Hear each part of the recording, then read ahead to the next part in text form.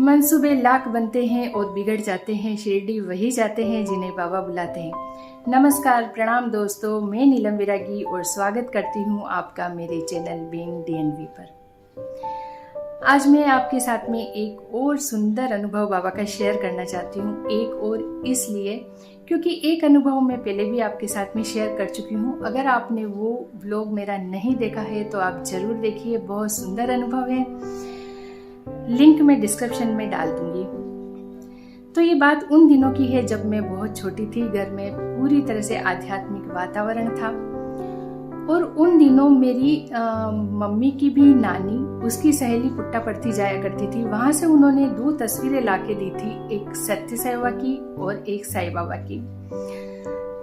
दोनों ही तस्वीरों में मेरी नानी ने मुझे ये बताया, और वो मेरी नानी की जो सहेली थी उन्होंने भी यही बताया कि ये सत्य साई बाबा है, ये साई बाबा है। और उस वक्त मन में ये था कि साई बाबा जब युवावस्था में थे तो सत्य साई बाबा जैसे लगते थे और वृद्धावस्था में साई बाबा जैसे लगते थे। क्योंकि बहुत छोटी थी मैं, कुछ 8 या 10 वर्ष की, तो उसके अलावा और कुछ समझ में नहीं आता था। तो बस यही बात दिमाग में थी।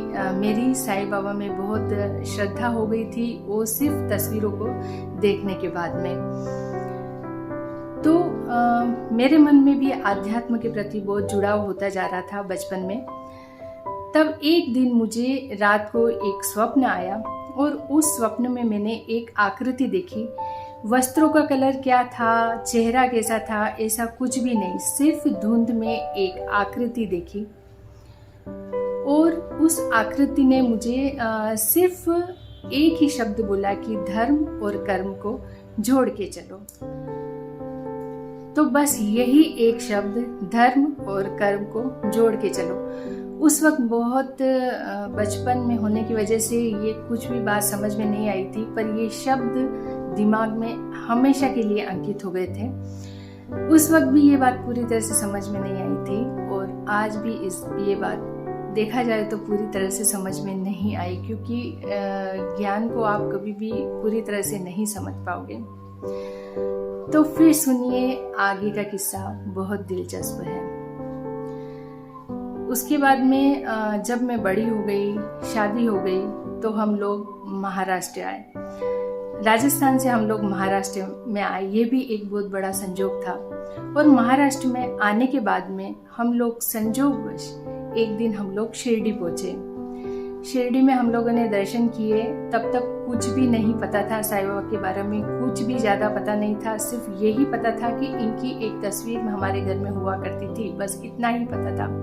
वहाँ पे हम लोगों ने दर्शन किए और दर्शन करने के बाद में जो वहाँ का संग्रहालय है वहाँ पर हम लोग गए। तो वहाँ पर मैंने बाबा की ये तस्वीर देखी जो अभी आप मेरे पीछे देख रहे हैं। कभी आप शिरडी जाएंगे तो आप वहाँ का जो म्यूजियम है, वहाँ का जो संग्रहालय है, वहाँ पे आपको ये तस्वीर जरूर दिखाई देगी। वहाँ पर जब मैंने ये तस्वीर देखी तब इतने सालों के बाद में मैंने बोला, अरे ये वही तो आकृति है जो बचपन में मुझे स्वप्न में दिखी थी। हाँ, उस वक्त मैंने वस्त्रों का कलर या चेहरा ऐसा कुछ भी नहीं दिखा था, पर आकृति वही थी, वही रूप था। तो उसके बाद में मैंने सोचा कि मुझे अगर साई बाबा की तस्वीर लेनी है तो यही लेनी है। बस ये सोच के हम लोग बाहर मार्केट में आ गए और बहुत लोगों को पूछा कि जो म्यूजियम में जो साई बाबा का फोटो लगा हुआ है उस तरह का फोटो मुझे बनवाना है और उतना ही बड़ा बनवाना है। पर उस वक्त कोई भी ये काम नहीं कर पा रहा था। शायद उस वक्त टेक्नोलॉजी उतनी नहीं थी कि इतनी बड़ी तस्वीर हर कोई बना पाए, क्योंकि ये बहुत सालों पहले की बात है। उस वक्त ये स्मार्टफोन वगैरह ये कुछ भी नहीं थे। तो उस वक्त बड़ी मुश्किल से वहाँ द्वारिका माई के सामने एक दुकान वालों ने बोला कि हाँ, हम लोग ये बना के देंगे।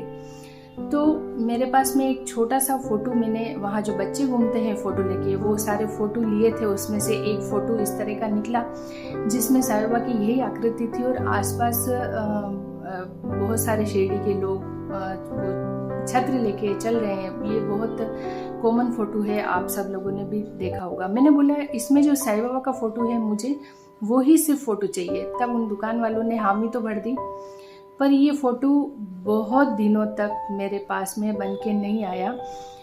ये शिरडी में हम लोगों ने बनवाया था और हम लोग सातारा में थे उस वक्त में। तो मैं बहुत बार उसी संदर्भ में मैं 1-2 बार शिरडी भी जाके आई, तब वो बोले नहीं अभी तक नहीं बना है, नहीं अभी तक नहीं बना है। ऐसे ही लगभग 3 महीने हो गए ये फ़ोटो नहीं बन पाया। फिर 3 महीने के बाद में उन लोगों का फ़ोन आया कि हाँ आपका फ़ोटो तैयार हो गया है और हम लोग भेज रहे हैं आपके घर के एड्रेस पे। और किस्मत से वो फ़ोटो हमारे घर पे गुरुवार के दिन ही आया।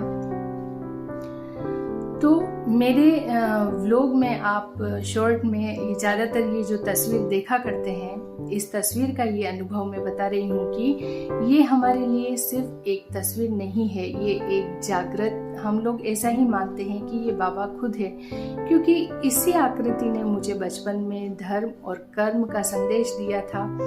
हम राजस्थान से महाराष्ट्र पहुँचे, महाराष्ट्र से संयोगवश हम लोग शिरडी पहुँचे और शिरडी में म्यूज़ियम में मुझे ये फ़ोटो मिला जिसने बचपन की याद मेरी ताज़ा करी।